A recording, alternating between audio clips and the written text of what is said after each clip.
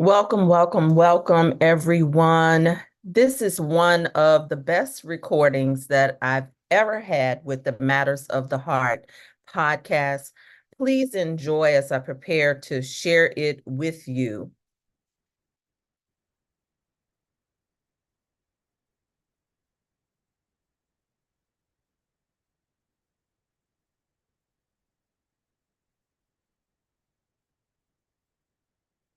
Ever had with the Matters of the Heart podcast. Oh, well, that's me. Give me a minute to get it loaded up here.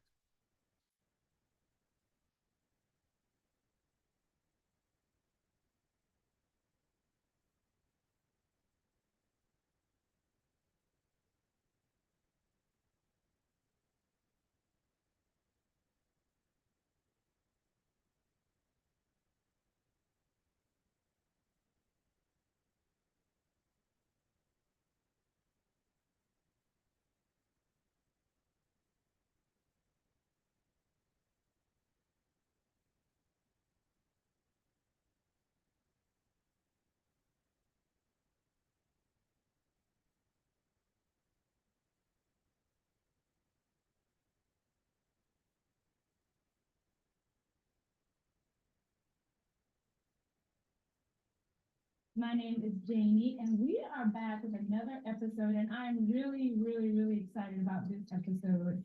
We're talking all about divine feminine energy, and I have with me Miss Latanya Taylor, and you've probably seen her doing her thing, coaching millions, on Ayana Fix My Life or Married to Medicine, or doing other producing on Boss Chicks Guide. So she is a transformational psychology educator, and she helps women turn blind spots into breakthroughs in feminine mental wealth. So welcome to the podcast. Thank you so much for being here. Thank you for having me. Yeah, so Latonia, can you just kind of tell our listeners a little bit about yourself and how did you get on this path?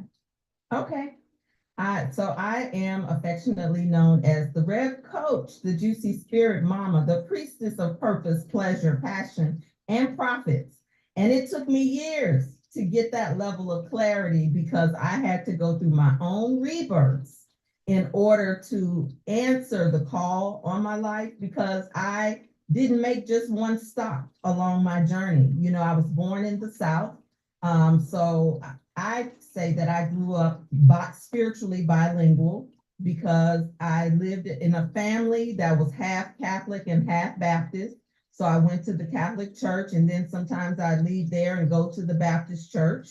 And so that was the beginning of me becoming spiritually multilingual because my journey just didn't stop there. In college, I got called to study and explore the Bible in the relationship to melanated people and the history of melanated people. And that's how I got introduced to the Nation of Islam. And then, of course, I began years of service to my people. And so I have been very community centered and a community builder. So even in my own community, I have people from all walks of life who have known me they knew me at Southern, they knew me in the Nation, they knew me later on when I started to take more of a metaphysical journey. Mm-hmm. And that is what led me to become a metaphysician. And I thought that I would never be ordained or go to the church or go back to the church after I got free. And then my path took on other layers and pathways where I got ordained in a Baptist church that was very progressive. And then I've gone on lately to become a priestess of the Lukumi tradition. And so I am also known as Iya Latanya. Mm-hmm. So are you from Louisiana? Did you grow up in I'm from Mississippi by way of New Orleans. Okay. I say that Vicksburg, Mississippi is my hometown, and New Orleans is my heart town. Okay, I grew up in Louisiana, but I went to undergrad in Monroe. So I'm familiar with Vicksburg and that whole little area, right? Yeah, you should be absolutely right across the bridge. Yeah, exactly. So, and I grew up Catholic. So let's talk about that a little bit, okay? Sure. Because I feel that, and we know the history of that religion, and I feel like a lot of people are trapped in that. Tell me about your journey from, like you said, Baptist and Catholic, and then just kind of exploring and being called. And Okay. keeping that Well, behind. we know the history of that religion, but the Mhm. average person does not know the history of anything that they're practicing. I don't care whether it's Christianity, Islam, or Buddhism, unless they come from another place. Most people in America, most of us in America inherited the thing that we're doing, and we're taught not to question it, which is a form of oppression and suppression of truth. And so I didn't know, I thought when I was in Catholic school, I went to Catholic school and everything, girl. And I thought I was Everybody there did.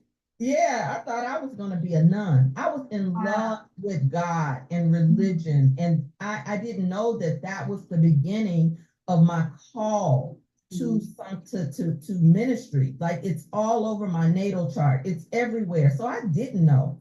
And so um,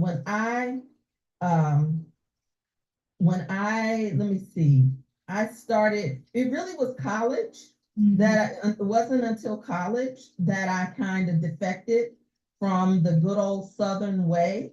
My family would have been absolutely happy if I had continued to the journey the way they set out and the way many of them continued the journey, right? But the nation was the beginning of me, my eyes opening and learning how much we had been deceived. I actually went through a period of absolute anger because I was a scholar and I was one who studied. And I thought about all the teachers that I loved who I felt lied to me. And I thought about, and so I went down like an inventory list, like, why didn't they tell me? But no, and that's what I realized in my journey. They didn't know. They were also taught this way. Yes, yes. Yeah. And there is a segment now as an adept.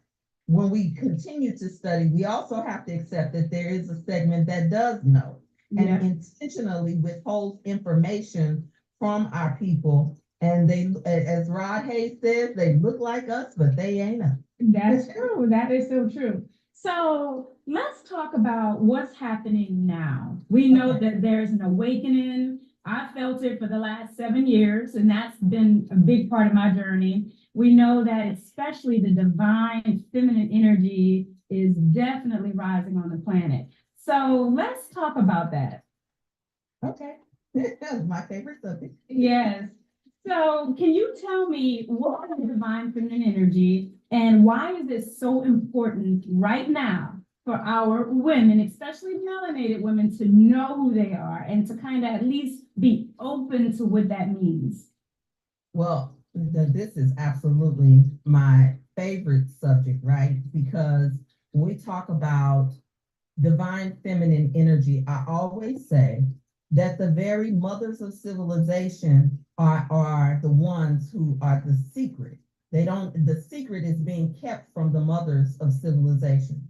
The average melanated woman has no clue of what we're talking about. And I have to say that out loud, Janie, because I'm surrounded, over the years, I've built a community of people around me who speak energy, who do personal development work.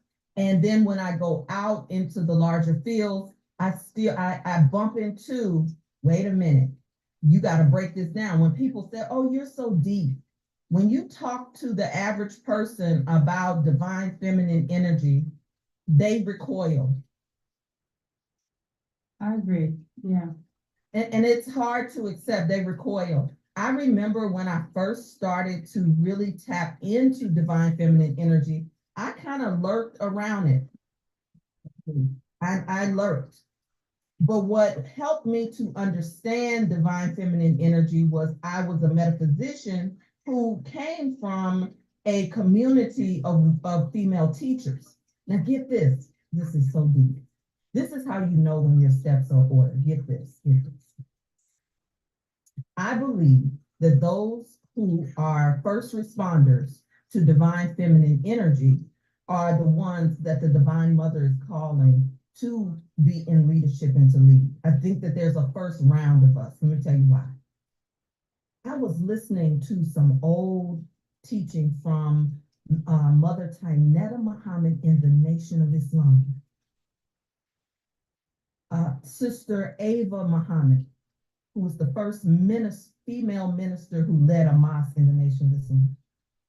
These were my mentors. Mm-hmm. But at the time, my consciousness didn't connect the dot. They were already talking about the female presence of God. Yeah. And it didn't land as divine feminine energy at that time because I was so into the religious practice. Mm-hmm. Okay. So I have a lot of compassion in my heart for a lot of people, a lot of those who are still asleep to this energy. Yeah. Women, we go, the church and all these pastors, they do women conferences, female empowerment, so they say. But until we own that the omission of the presence and the power of the woman, see, there is no Jesus without Mary. So who was Mary? She had to be sacred. She had to be something mighty fabulous that her womb would bring forth the girl. Am I getting too excited? No, I got you. I get real. I am so with you, and I love this because in my own journey, it was an awakening to that unconditional love of the mother God, that mother energy, because we've only known the Father God. He is good, the patriarchal, but we have suppressed what that feminine mother energy is. And now it's so important because without love, without compassion, without empathy, without healing, we're going to always see a nation of war. We're going to see a nation that's desolate. We're going to see a nation that's without birth, to be honest. And the thing is, it's been all around all of us, right? Yes. Because we have the shrine of the Black Madonna right here in Atlanta. You see that even I did not know that. I did not know that. Yeah, and I've been to it. That's another thing. Like I think that women who say yes to this journey, to explore their divine feminine, you start to awaken and see that there were signs all around you all the time. But we're so heavily distracted by such a patriarchal world that keeps us in survival mode that we don't pay attention a lot of times. A lot of women have a pain body relationship with the divine. So you don't typically come into your divine feminine until you get tired of shame, tired of guilt. You understood that you followed all the rules. I have a Facebook group have a group on Facebook that used to be called Good Girls Gone Goddess, and now I have written an ebook about that because it resonated with so many women who were the good girls. Mm-hmm. And I don't know you that well, but I would guess that you probably was one of those good girls. I feel you on that. I feel you on that. And you know, when you're in your life, sometimes, and I don't want to say being the good girl, right? But it's being righteous. It's knowing that you are living by a moral compass. You know that there's this spirit in you and that there is a right and a wrong way. And that when you live by that, the world don't perceive you well, right? Now, I want us to clarify, because I know that some people think that when we speak of the divine feminine, it's not that we're speaking of this in above the divine masculine. It is in alignment and is in harmony with our divine masculine. Yeah. When we look at any of what all the religions have been born from and have taken a lot of principles from, we see Egypt.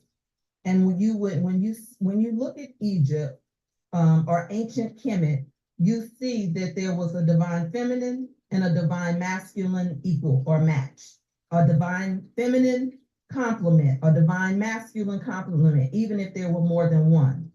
This singular solarity that we see now is not our creation.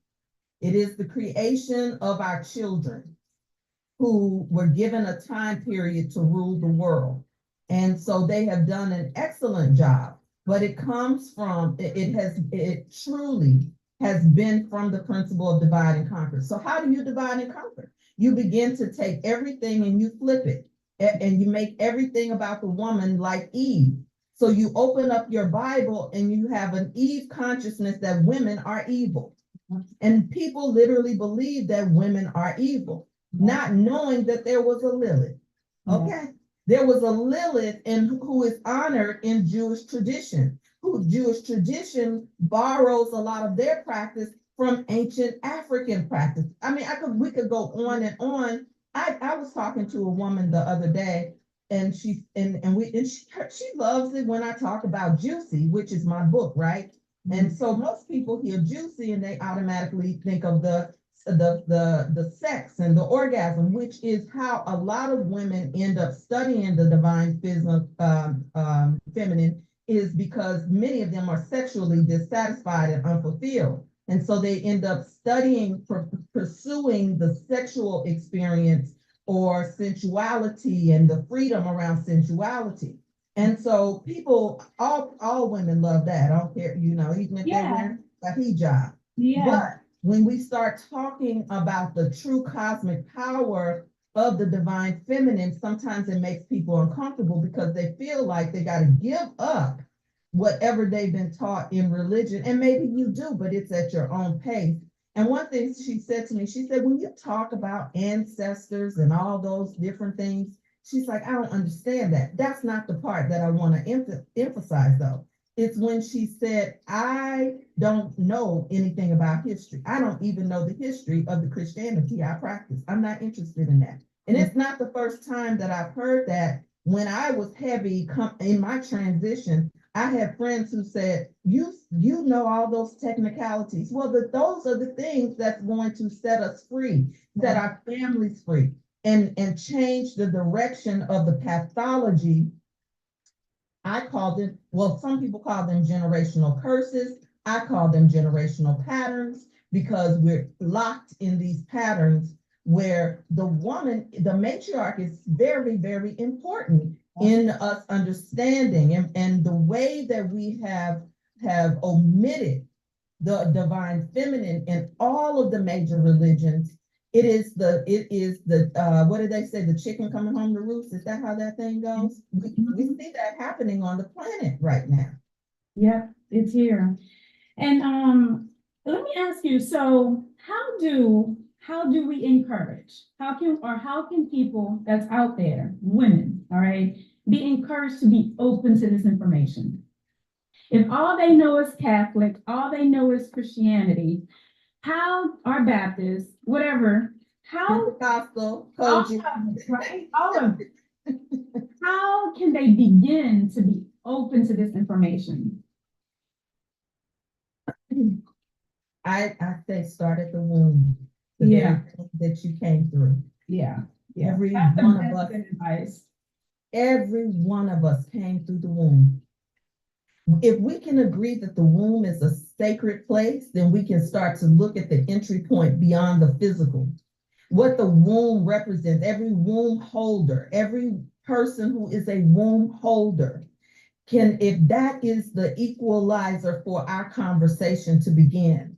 Because this is when women come together and begin to have these types of conversations, we create a womb for us to be reborn. Yep. I just got chills on that. So I know that is the truth. And we have to do this because it's so important for our masculine to know, but our children to know. And this is how we change, like you said, those generational patterns. Yes. Of course, correct. And now is the time. Yes. Now is absolutely the time. And I promise you, I come from a corporate government world. So easing into this ministry of mine, and not really mine actually, has not always been easy, right? And it's gotten to the point so strong for me that the mother has been saying, nope, you gotta be, I have to be in everything you do. And you get it? Oh, yeah. You know, It's coming through us. It's not us. I say that all the time. It's in me, as me, and through me. I'm literally just the vessel to allow this energy to come through, because that's how we anchor down the mother God energy on the earth. That's how we do it. that's how we anchor it down. You just said it. Yeah. And I cannot, I did write a book called My Juicy Rebirth, right? This is Yeah, well, I'm going to talk about that too. on Amazon.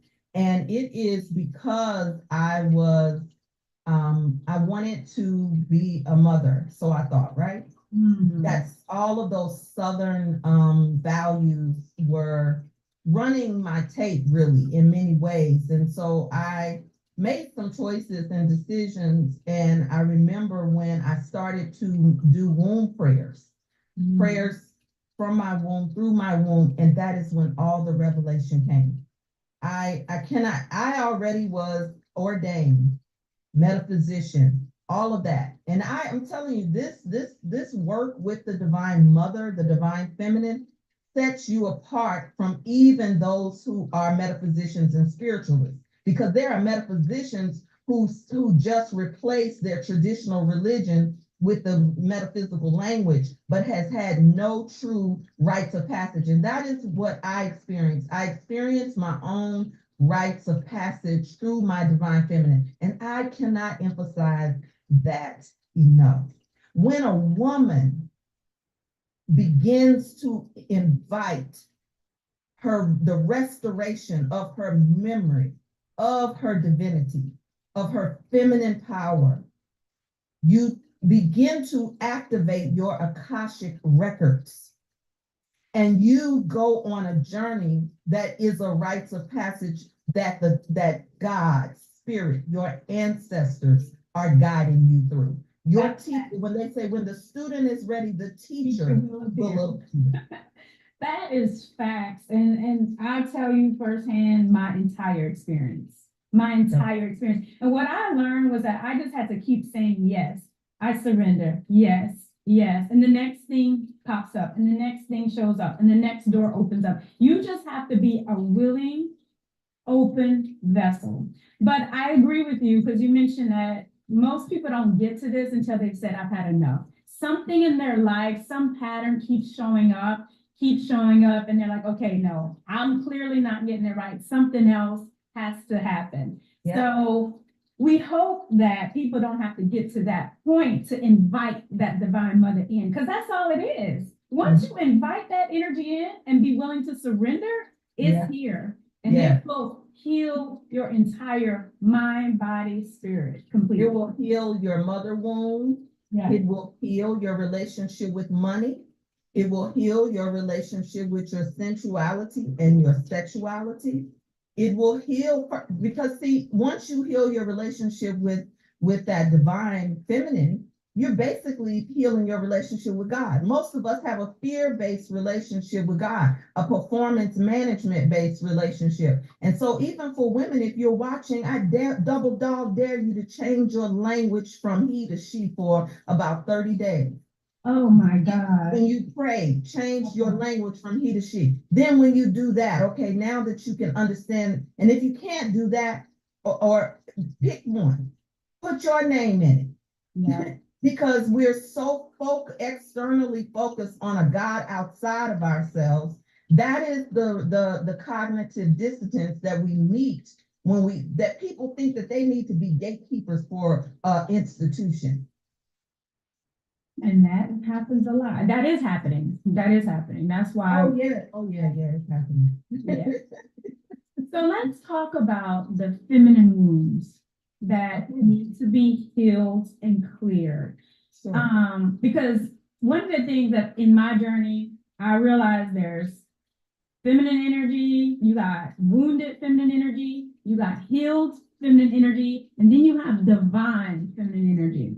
Yes, and if you don't know nothing about divinity, figure out at least if you're wounded, or at least you're on your journey to being healed. Yes, yes, yes. So what are some of the big traumas that we need to heal in our feminine energy right now in this? Okay. And let's So, start with our melanated women. okay, I wanna to talk about it from a collective consciousness first, because Yeah, this does include others who Yeah. are not non-melanated. right. And here's what I mean by that. When we see a fall of any civilization, right? We have to say, okay, if we are fallen, what did we do to fall? It's so easy to keep on talking about a slave narrative and an oppression narrative. But what did we do? If we were God, what happened that we weren't? Okay. If we're the mothers of civilization, what happened? And fathers of civilization, what happened? So I think that there is a history, a collective history that even some of the most red, black, and green conscious folks don't want to deal with. We have to look at that, because on the collective level, we're looking for people who are our children to accept us. No, they don't. No, we have to awaken and remember who we are on the collective level, melanated men and women, right? At the same time, there has to be some atonement from others. I often tell many of my sisters in other tribes who have good intentions and a good heart, they want to do a lot of cleaning up their karma from their ancestors as well. But there has to be an atonement there, right? There has to be an acknowledgement that my line, I might not have done it, but my line. So I think we have to do it, they have to do it. That's from on the collective. Um, on the group level, I think the transition that we see in our communities and in our institutions is that a lot of churches, mosques are now they're either protecting, they're the gatekeepers, or they're the gate openers to new consciousness. There is a deconstruction happening for many people who have been programmed through traditional religion that omitted the woman, that omitted so many other things. Because when you omit, the woman, you're omitting so much cultural wisdom and knowledge. Yeah. So I think that when we start talking about the reform of institutions, that's also not going to be permission.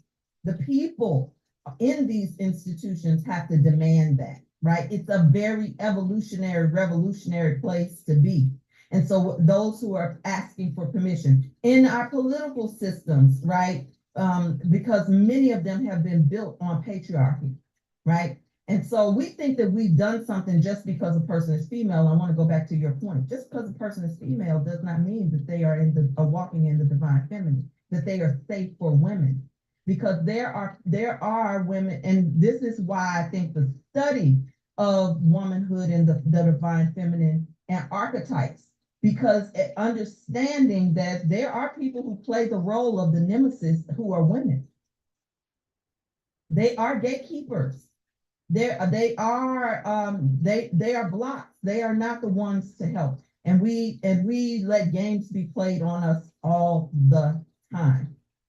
Now, the most important factor in all of this is the individual, because there are so many melanated women who are wounded in their own bloodline by their own mother, their own relationship with their mother or their grandmother. And there's a toxic feminine history in their own bloodline. And the world does not give melanated women in our community permission to say, my mother hurt me.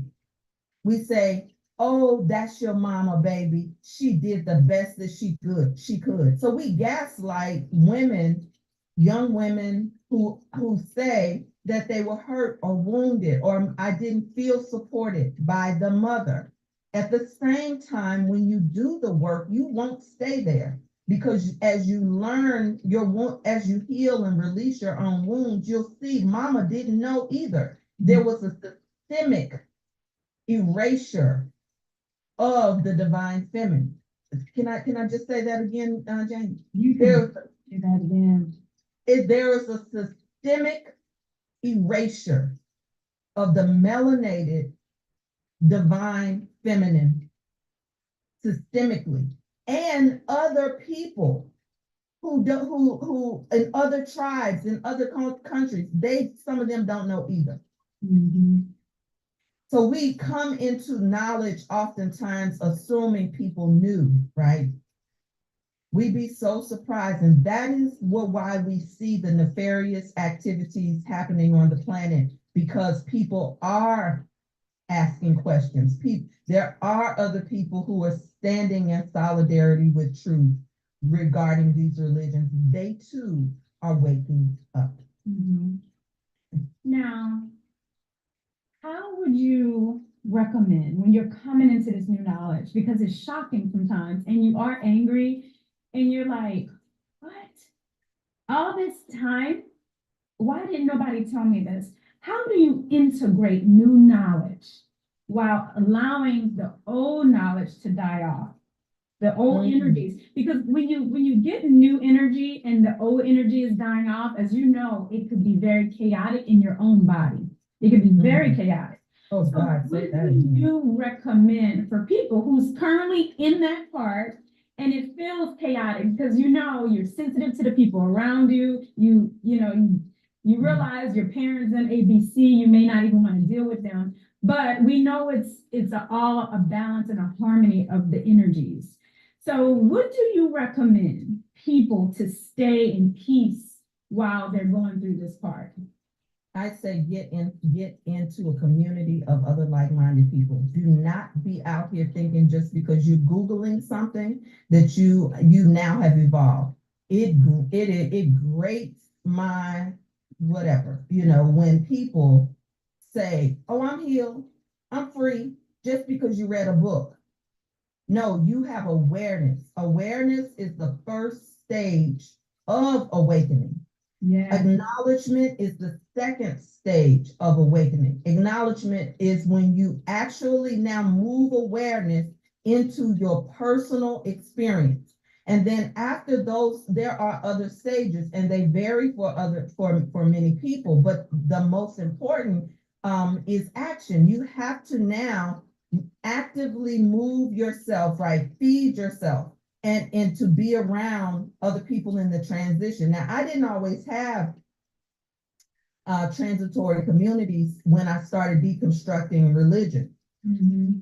I know that there are whole ministries that are progressive and building on deconstruction now. It's a beautiful thing, even though I'm so far removed from the rigidity of church and institution. I've always said I can move in and out of anything because I've walked the path. I didn't just study it. I didn't go to seminary and study about Islam and then get up and do a sermon on. No, I walked in Islam. I've studied Buddhism, but I've walked and gone into the Buddhist temple. I've done the things to explore. So I think people have to give themselves permission to explore. A part of the feminine arts is also being willing to ask questions. We've given birth, Gen Xers have given birth to a generation, maybe boomers, because some say that it's more boomers who birth millennials. And I can see that in my own family. But they think they know. And the next thing after awareness and exploring is to give yourself permission to have an experience. This is my third step, right? Give yourself permission. We as women, one of the key things that we are missing in that is ancient, comes from ancient civilization, is rites of passage and initiation. The average woman has not had a rites of passage or a celebration. The Jewish do it with bar mitzvah. When a coming of age celebration, our girls come onto their menses and are given negative messages. Don't Yes. don't you go get pregnant. Yeah. You know, you need to go get on the pill. You Yeah. need to go do whatever. So we have abandoned or have amnesia about rites of passage. So I lead an adult woman's rites of passage. My work has always called me to work with teenagers and young women.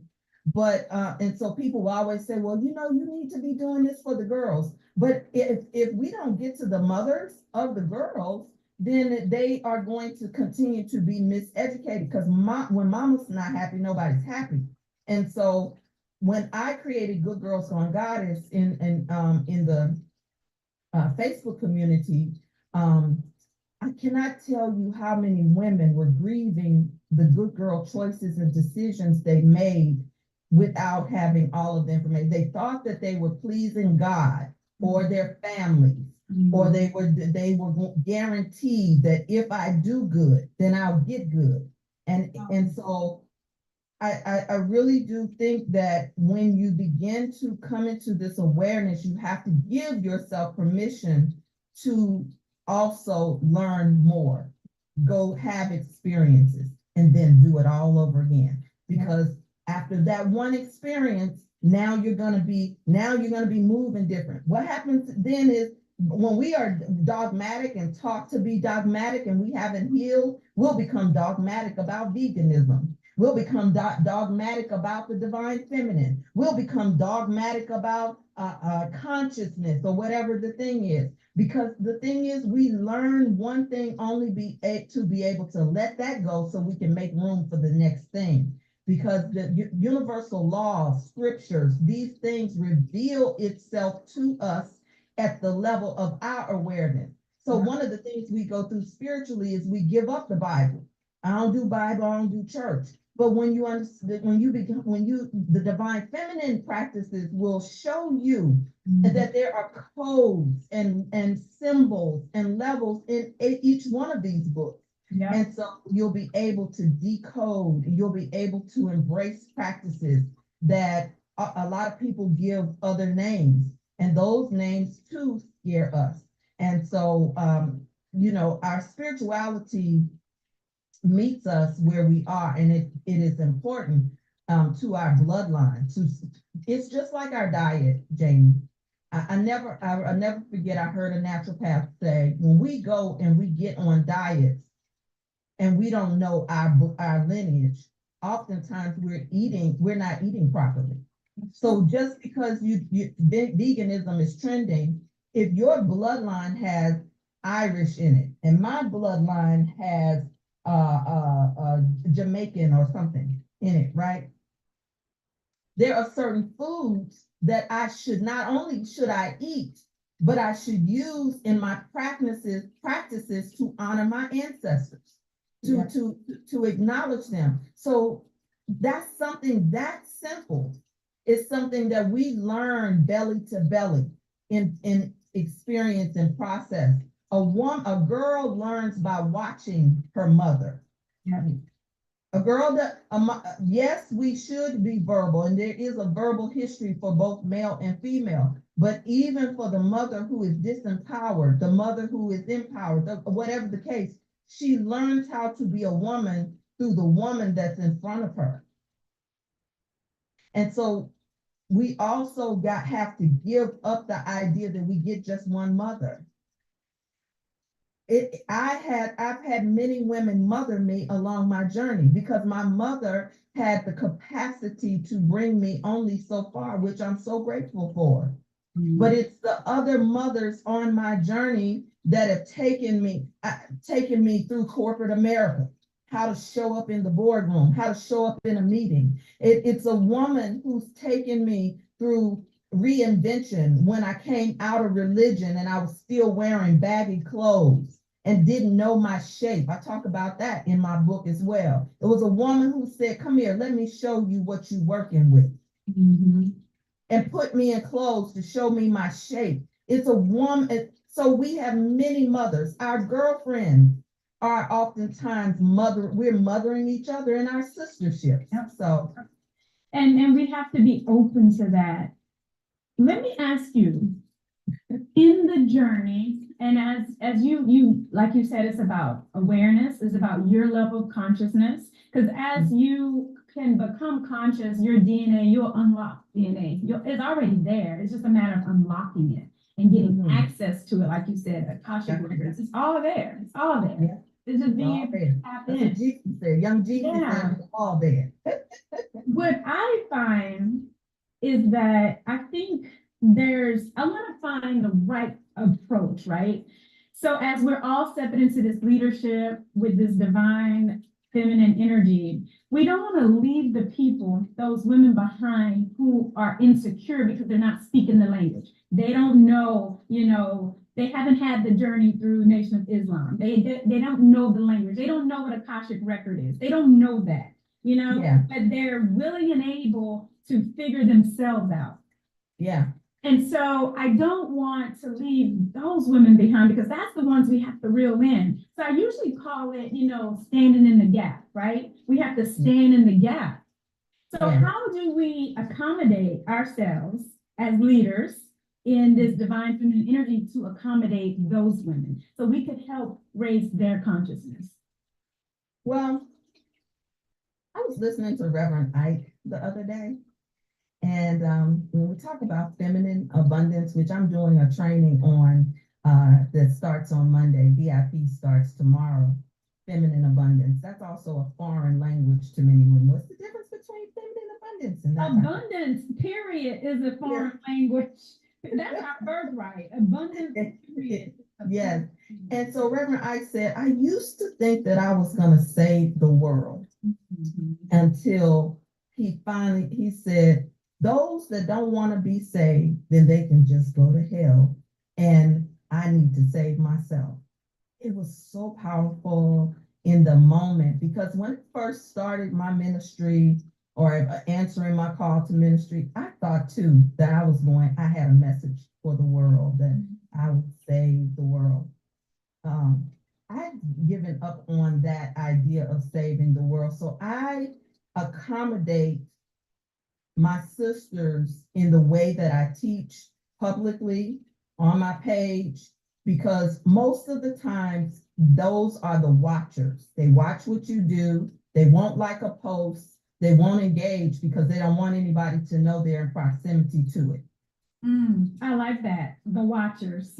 The watchers. I Oh, like yeah. them. There's Yeah. a whole thing in spirituality called monitoring spirits. That's not necessarily the same as watchers. The watchers are watching, but they're afraid to engage.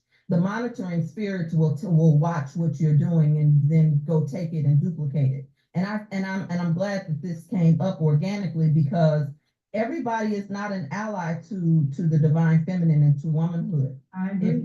If we say that there are people who look like us, but they aren't us, we have to accept the same thing for womanhood. So this idea, this altruistic idea that everybody's going to get on board, it may happen in stages, just like the spiritual amnesia happened in stages. The de-evolution of our civilizations happened in stages. The evolution and the return to the mother is something that is happening in stages. All I can do is do my divine assignment. All you can do is do your divine assignment. And then what we could do more of is collaboration over competition. What we could do more of is a hand up instead of a hand out. What we could do more of is understanding what entitlement really means in commerce and not in woundedness. Because entitlement in woundedness means that I'm coming into the room always to take, always to get, to see what you got. That's what we have going on with this social media world, with these conferences, these fake influencers, this thing where women are getting their asses blown up. Excuse me, I don't even ask for permission to do any expletives but my point is that we have women who look like they're feminine, but they think like men. And until when we talk about initiation, it's not just about a system initiating you. There is something in you, and you said it earlier. I don't want to lose it because in my belly leaped when you said it. You said you say yes, and you say yes, and you say yes. Yeah. Well, the meaning of juicy from my book is joyfully unveiling intimacies created. Yes. I spend a lot of time teaching women about their yes, because the world always is teaching us to find power through our no. But I believe that we're the woman who is saying yes, she is the one that we don't leave behind, because she doesn't want to be left behind. There are some women who want to be left behind. Case in point, there are still places in America where women cannot go into a pulpit. And there are other women who sit on those boards, and they have a problem with women in the pulpit. They support that. So am I going to waste my time and energy and my joy? Because joyfully is important. Yeah. And so pleasure is an important thing. So when a woman begins to step into her pleasure and living a pleasured life, then it really is such a transformative experience that women who are addicted to pain will stay there. I know that was a long answer. And No, so there's an acceptance, even as mother. There's a time when a mother even has to let her children go. And so there's a time when they become adults. In other words, people have their own choices. Yeah, I get it. And You I'm can with choose you. to stay on the cross, or you can choose to get off. Yeah, and I usually say, listen, I'm going to stay in my embodiment. Now, I'm going to give you a seed. If you want more, you come back because you like that seed. But I'm not going to go out there to try to force it on you. And we can't force divinity on nobody, because then we're like every other religion that's out there. Yes, evangelists. Exactly. Proselytizing. Right. Come to mother. Now we have to be this energy. We have to Exactly. live it every day with our children, with our husbands, in our house, in the workplace. We have to embody the energy. So we tapped on it a little bit about embodiment, but what is that? What is embodiment? What is embodying this divine feminine energy? The first way that I can describe embodiment is you move out of your head and into your heart. Ooh, that's good. Start to take it into the feminine. You move it out of your head into your heart and into your womb. Yeah. The alignment for the divine feminine is her womb, her heart, and her head. All the chakras in between line up when those ones are activated. Yeah. So that is embodiment to me. Embodiment also is how we practice with our families, in our relationships. Embodiment, it sometimes can mean a dark night of the soul, where something is feels like it's dying so that something else can be reborn.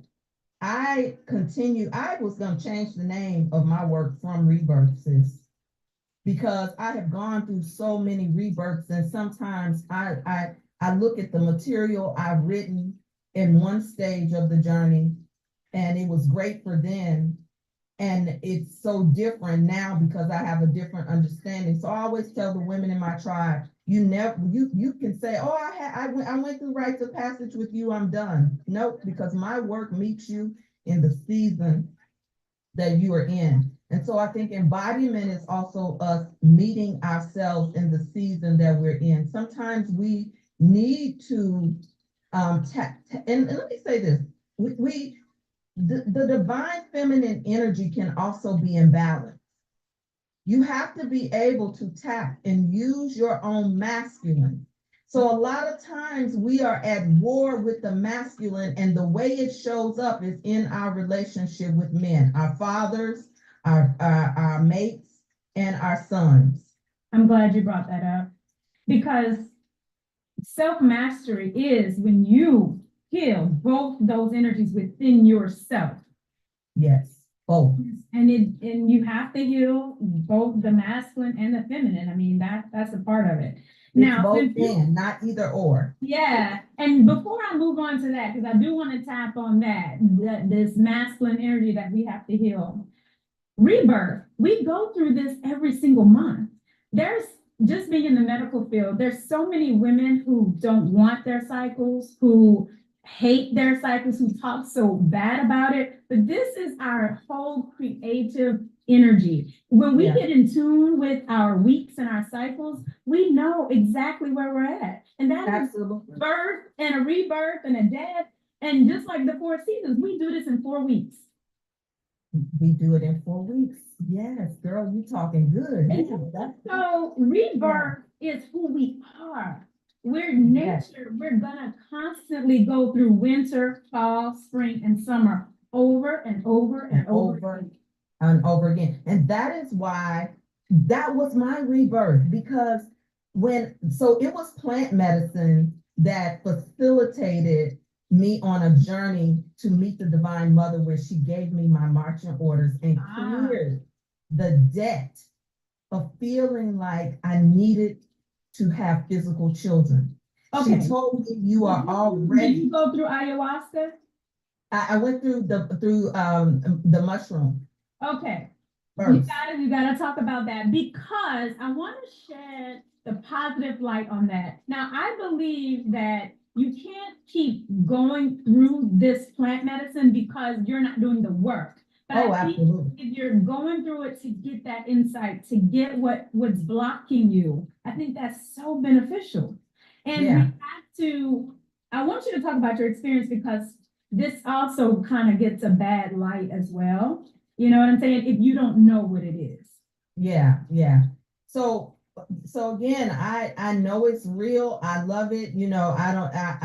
I highly recommend it, but I do always recommend that it's guided and it's done in sacred ceremony. I'm not one who used drugs in my sowing oats years. I was a nation girl, so I was building. I was married at 19 years old. So I really, when I talk about the good girl, I really mean that, right? So I to learn and undo a lot of Southern judgments about smoking weed, doing this. So I stayed away from it. But in the South, we love a good drink. We might talk about, oh, they're smoking that weed, but the folks will get good and drunk. And okay. So my point with that is this: because I fell in love again with my husband, and it reactivated my desire to be a mother. I have many stories about motherhood and women who are chosen to be childless, because that alone is a story and a process. Because I've gone from wanting it to not wanting it, to being on the fence, to being free and clear about who I am as mother. And so it was plant medicine that facilitated that understanding. When I tell you that an ache of wanting that, a woman who wants a child or who is in love with her husband and wants to do that, it was, it's sacred, because first of all, I did not go in there to clear a block. I did not know what I was going to experience. I just had, I'm surrounded by a community of practitioners who were doing plant medicine. And one of the things they said was, you move past, you take a quantum leap through the pineal gland. So anything that has been calcified, that it takes you a long time. This is why we have to do meditation and use all these tools and eat right and all these things, just so we can tap into ourselves. Well, plant medicine is a cheat code, but it's not just a cheat code. It absolutely is something that in our ancient civilizations, the medicine men and women used to heal, to reveal, because we are not just these earthbound beings. We have this might be too deep. It's not. No, it's not. I know where you're going. Have cosmic ancestors, right? So when I went into the experiences, I'll never forget it. It changed my absolute life. This is somebody I'm a metaphysician. I'm ordained. I have degrees and certifications, and I'm telling you, nothing. If nothing healed me in a moment of something that nobody could explain, not even my doctor. I'm not infertile, but I wasn't getting pregnant, and so I was never declared infertile. You understand? But when she said, I did not call you here for this lifetime to do that. You've already done that in many lifetimes. I called you to return the hearts of the daughters back to the mother. I changed my life. It's so important because sometimes we're here hoping and wishing for something that we're not even mission to do in this lifetime. Oh, And you good. live so many lifetimes. So it's so important to know what is your purpose in this lifetime. Yes. It's so important to know that. So you got that message during that sacred plant medicine through mushrooms. Then did that just ease you? Did that say, I'm redirecting my energy? I know why I'm here. Let's do it. It softened me into full embrace of my sweetest, most tender, divine feminine self, because I knew for sure nothing was missing. Yes. Nothing had to be proved. Yes. And what it did was it also realigned me to be so much more available fully to my divine work. Yes. I love And that. to the women that I'm called to serve. There's a certain kind of woman that's attracted to rebirth. And it took me a while to even not take that on. Let me tell you though, just like the divine feminine, I grew up with, just like the divine feminine you'll see signs. Even when in my friend group in junior high school, they used to call me the mama of the group. Then I go on and do something else, and they call me mom.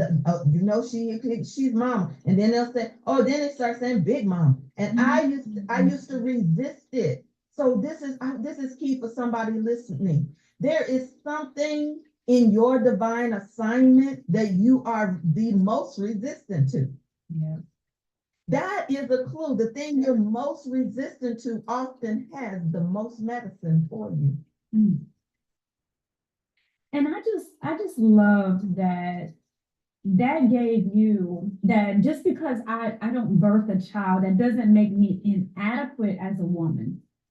And that's a wound for a lot of women. So I'm really glad that you're transparent. You were able to share that with our listeners, because people really have that wound. They really do have that wound. Let's switch gears about our masculine traumas and our masculine wounds as women. All right. And right now we know it's all over because you probably see it on social media, soft girl era, the men are complaining, they want a feminine woman, what's the masculine wound? Let me start with men who say they want a feminine woman. Most of them don't know what the hell they're talking about because their mother wasn't feminine. If we would tell the truth. And that could be their own wound showing up in their.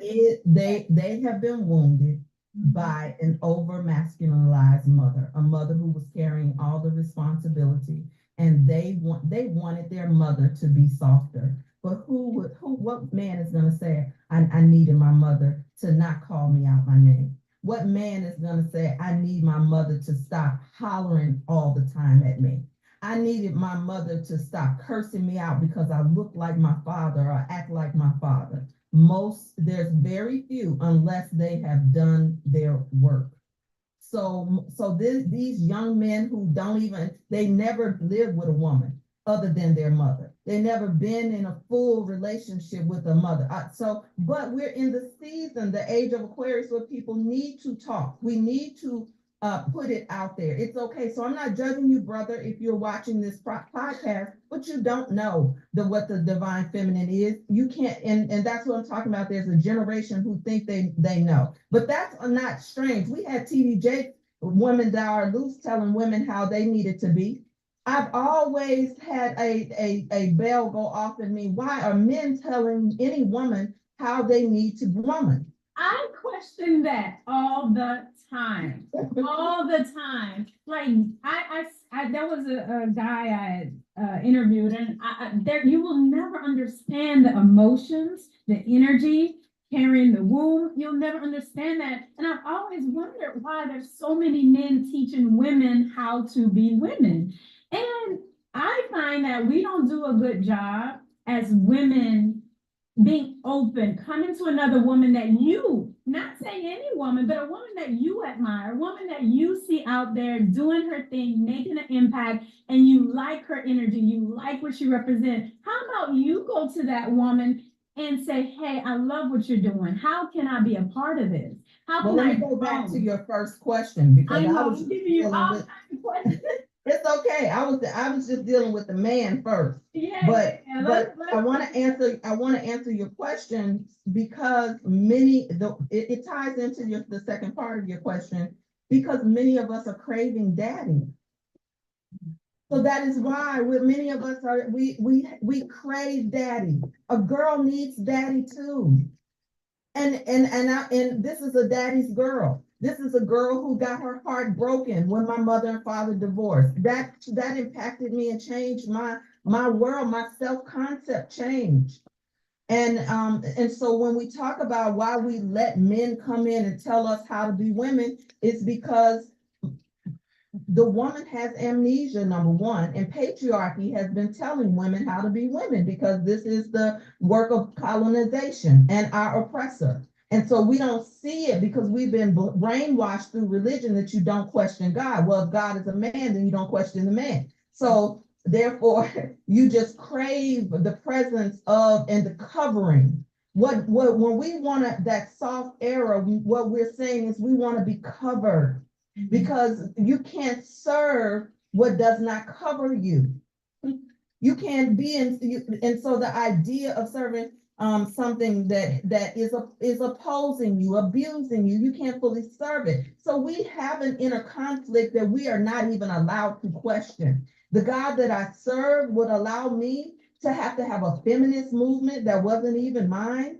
Oh, like the contradictions we haven't been allowed to question. We come through generations. There was a silent generation who were just trying to survive and went through things and atrocities that they did not talk about if they got through it, if they weren't killed through it. Then we have baby boomers and they were they gave up everything that agriculture that represented our freedom and our commerce and our sustainability. We were told to go to college and get a degree. So we abandoned the farm life and those types of things. We looked down upon grandpa and granddaddy. And so now we're returning, you see us trying to return to all of those things, but that's not your question. But when it comes to our masculine, many of us are like motherless and fatherless children. Spiritually, we have been orphaned. Yeah. So it's not just women who have the mother womb.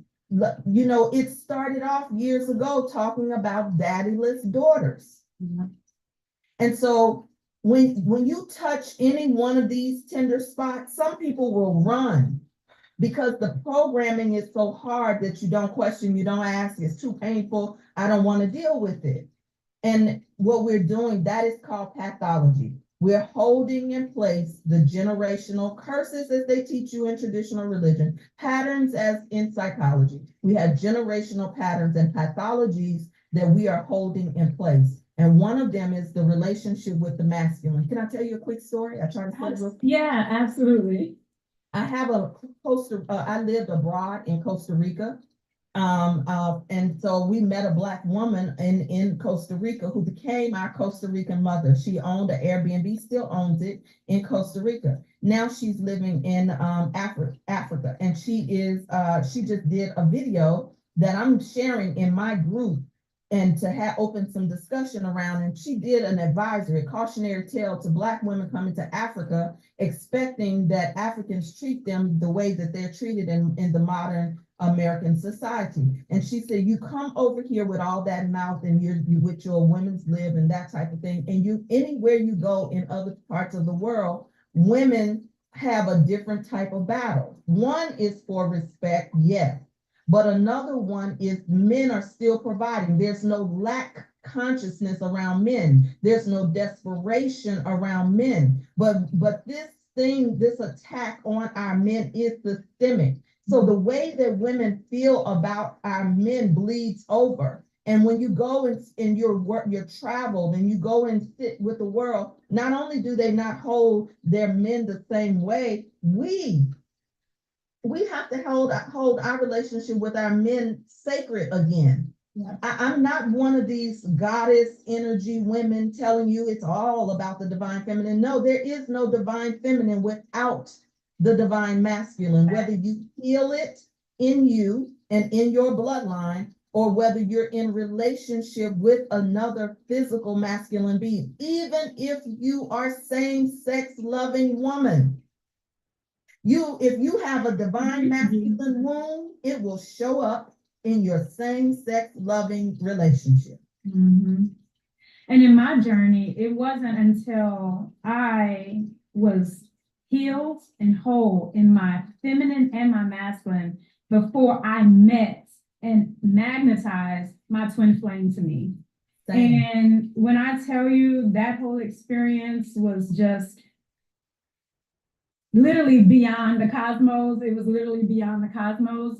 But we only attract what we are, right? So those wounds that we have, we'll keep attracting it in the opposite, in the masculine, until we heal it. Absolutely. And Risa Tisa is trending on TikTok right now, and she's a sensation. She's made the news, and many people are attaching to their experience of being lied to in a relationship. If we stop right there, then we are only creating a pathology soup. Yeah. A spiritual bypass gumbo. Yeah. Because she said so many things to give clues to other people to look at themselves. But we get off with looking at somebody else and saying they should have did, or I would have never did. Oh, girl, yeah, I went through that too. But have you done the work to undo it? Now, I've heard her say that she's going to do the work, but we do have to start with our mouths. Our mouths. Yeah. Our mouth is a gateway. And it is one of the very things that is breaking down our family. And what I mean by that is not just how we talk to a man. That I'm not coming from just that low vibrational only place of that. Yeah. It's all about how we talk about our family, how we either spiritually bypass, live in denial, or just passively accept the pathology of our family without inquiring. The same thing we do with God and religion, we'll do it in other areas of our life. And so I think that when we talk about this, right, we have to look at what was mama's relationship with your father, her husband, or more than one husband. What was my grandmother's relationship? How did she hold that? How did she sit in her womanhood? Yeah. So then now, okay, so you can be Christian, you can be Muslim, you can be whatever. But now we don't have to have a religious discussion. Now we can go into our bloodline and say, okay, let's take it home. Let's bring it right on home. Because it's cool to get mad about P. Diddy and what he's done to abuse women or to what's happening in the industry. But some of this stuff is happening in your own family. Yep, it's true. And you have to sit there and figure out in your own genealogy, your grandmother, your great grandmother, and on, because a lot of times we get so lost in things that don't even involve us right here, right now, in this lifetime, right? Yeah. That we're so far away from what we should be focusing on to heal the lineage and why we were even incarnated in this family anyway. Right. And healing doesn't necessarily mean I got to go sit down and just have a conversation with No. It goes back to your question, how do we bring people along? Some of us can't even bring our own mother along. They're not even awakened to this journey. I sometimes I talk with two, they look at me like I have two heads in my family. Yeah. And when you're the black sheep of the family, you're often the one who is coded with the assignment to go out and get this information. So your healing work is for you. It's for you to do. and to live a life that's rich and abundant and wealthy, that you are so magnetic, you're so turned on, you're so juicy that you pull people into you because you're living well. If you're angry, if this knowledge, this wisdom makes you angry and self-righteous, you're no different than anybody that has condemned you to a heaven or hell. You're no different. And so I say, let your joy be the magnet. Let your wins be the magnet. Let the old church said, let my works speak for me. That's it. And it's our birthright to live joyous, loving, prosperous, and to be loved. And to be loved and to be healthy in this earth. That is our birthright. So I'm gonna ask just two more questions and then we're gonna wrap up, okay? First of all, tell us about Juicy and how can our listeners reach you and get in contact with you for any of your services? Okay. Juicy is it's a book that I wrote called My Juicy Rebirth, a journey to healing the feminine through pleasure and sacred process. Now, the process came before the book. Of course. Absolutely. And so, you have to be able, because without you, it's like you get things subconsciously in your body, but you can't even verbalize it. You can't put it into words yet. It's absolutely. I got absolutely. And it is I truly was rebirthed through this divine feminine, through healing my feminine. And through pleasure was the first thing that healed me. I say that I have a ministry of pleasure because there's nothing that I teach that does not include pleasure. Mm-hmm. Pleasure was a bad word because I came out of with a circle of many women in ministry. And they would love to talk pleasure and orgasm with me privately, sis. Mm-hmm. But when I stepped out and offered Juicy to the world, I had to do this. It was my rites of passage. Yeah. I went through my own rites of passage and then offering it. And then there's been several levels of that. But Juicy stands for joyfully unveiling. Many of us need to take the veil off of the thing that's standing between us and our joy. Intimacy. Intimacy means into me I see. Creative and sometimes courageous. Sometimes it's courageous to be creative and it's creative to be courageous. Mm-hmm. And intimacy, courageous or creative, yes. And this is where the yes comes in. When we begin to say yes to the desires of our heart, we open something up. And so that is my work. That is the work that I do with feminine leaders in rites of passage process. I'm currently offering a 7-day process right now to get a taste of Juicy. And it is called the Fab Factor, the Feminine Abundance Basics.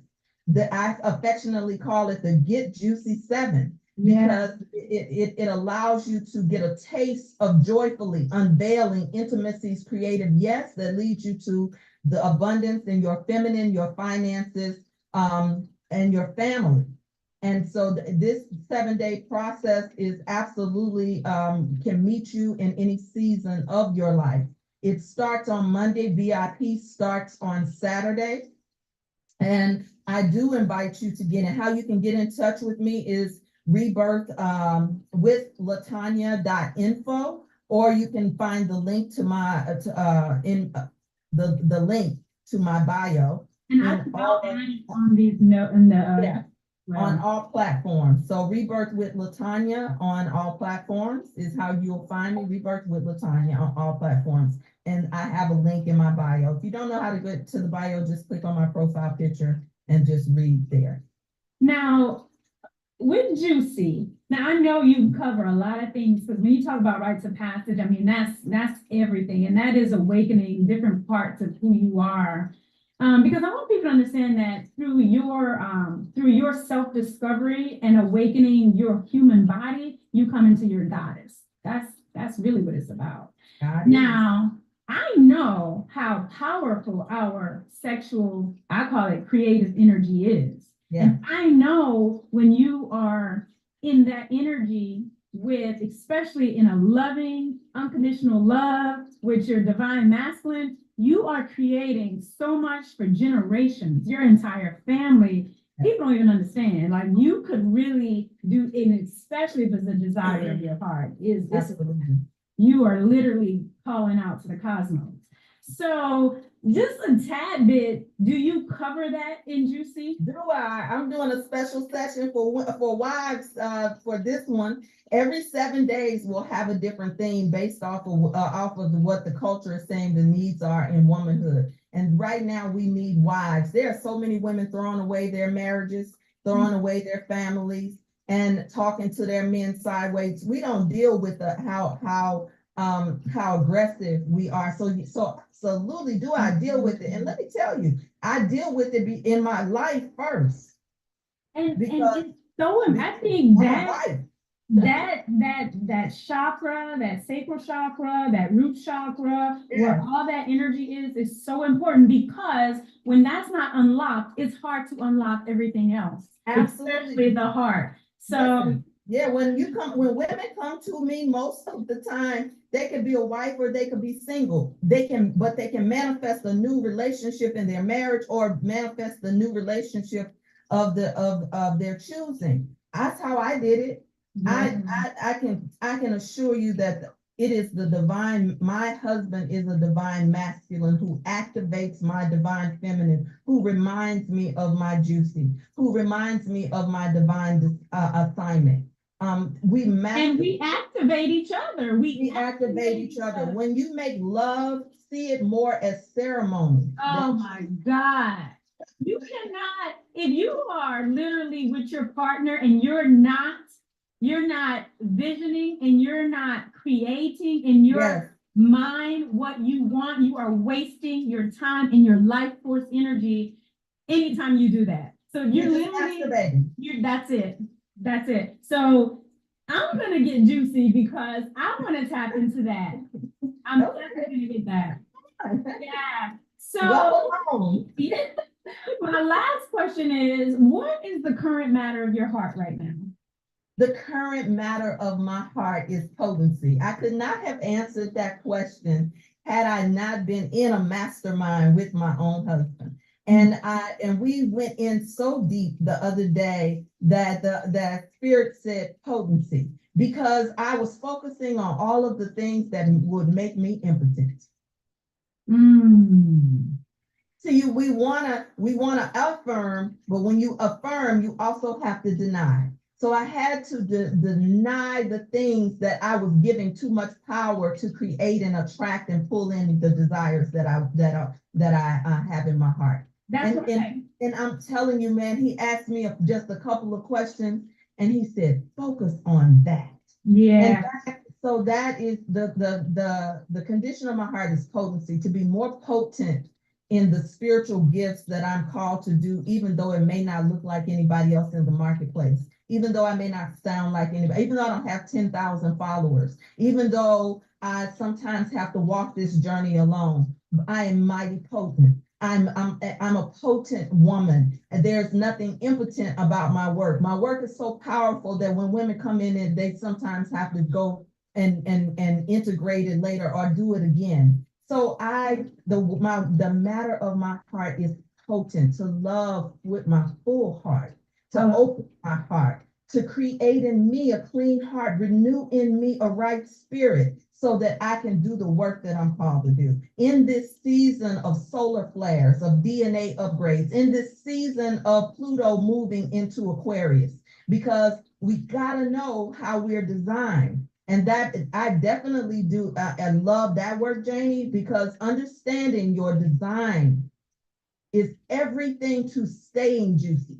You come and get juicy, but when you do the private work with me, I help you to stay juicy. And you know, even though I work in TV and you hadn't seen it on TV, hopefully you'll get a chance to see that. But you know, my work, many of you all have seen it on Young Will Fix My Life and other things, you know, and other people. I have many celebrity clients, and what I can tell you is that this factor that we're talking about is equalizer. It doesn't matter how many red bottoms you wear, how many stages you're on, how many followers you have. The question you asked me, what is the condition of your heart? is the game changer for every woman? Thank you That's for it. asking me that question. I Yeah. needed to see that over my life today. Yeah, and I stand in agreement with you with that because I know that because the heart is a magnetizer, it is way more magnetic than the brain, and that's straight science and facts. So Mhm. when you come from those desires from your heart, a pure heart, Mhm. not out of something that's wounded or something that's out of spite or wounds that you can't see, but when you come with a pure heart, the universe says yes. There's that yes again. It says yes. Yes is yours to have. Yes. That's Yes. it. Yes. Well, I appreciate you so much. I mean, there's so much we could talk about, but I want to be respectful of your time. And maybe we could have this conversation again because there's still some stuff that we didn't get to tap into. But what didn't we tap into so we can set it up for part two? Well, I wanted to talk a little bit more about genealogy. I wanted to talk about the oppression part. There's so much that we could just go down. Like, there's just so much, but it's all good. There's always a part two. Yeah.